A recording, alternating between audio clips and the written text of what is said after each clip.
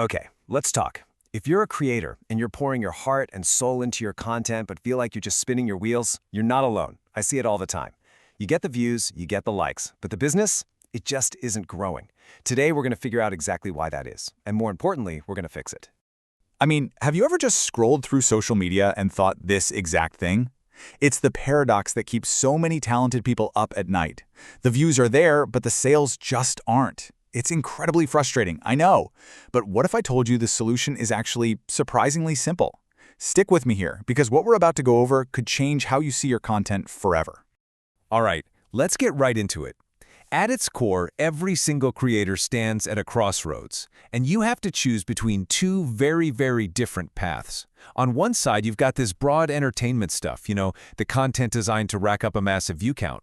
But on the other side, that's where you find niche-specific content. And that's the path that actually builds a real business. So let's talk about the first path, which is the most common mistake I see creators make, hands down. I call it the entertainment trap. It's this siren song of chasing after everyone, creating content for mass appeal, the latest trend, the viral challenge. And yeah, it feels productive, but I'm telling you, for a business, it's a dead end. And look, I totally get it. Hitting 1 million views feels absolutely incredible. The dopamine hit from the likes, the comments, the follower count going through the roof, it's amazing. But here's a little tough love. Those are vanity metrics. They feel like success, but really, they're just a mirage, distracting you from what you're really trying to do, which is build a business. And here's the real kicker, the hidden problem with that massive audience. They came for a quick laugh or a 30-second distraction, not for a solution. An audience built on broad entertainment isn't looking for your expertise. Honestly, they're not looking to buy anything from you. They're just passing through. This says it all, doesn't it? Fame does not equal fortune. You can be the most well-known person in your space, but if that fame isn't leading to conversions, it's just noise, and noise doesn't pay the bills. So just take a second, pause, and really let this question sink in. 1 million views that result in an empty bank account, or 1,000 dedicated views from the right people that build a sustainable, full-time business. When you put it like that, the choice becomes crystal clear, doesn't it? Okay, so if that's the trap, what's the solution? Let's talk about the second path, building what I call a niche money-making machine. This is where we stop chasing everyone and we start intentionally, surgically attracting the right one. Your absolute secret weapon in all of this is your target audience. So here's step 1. Stop trying to talk to the whole world. I want you to start having a direct conversation with one specific person. Get crystal clear on who they are. What keeps them up at night? What are their biggest dreams? From now on, every single piece of content you make is for them and them alone.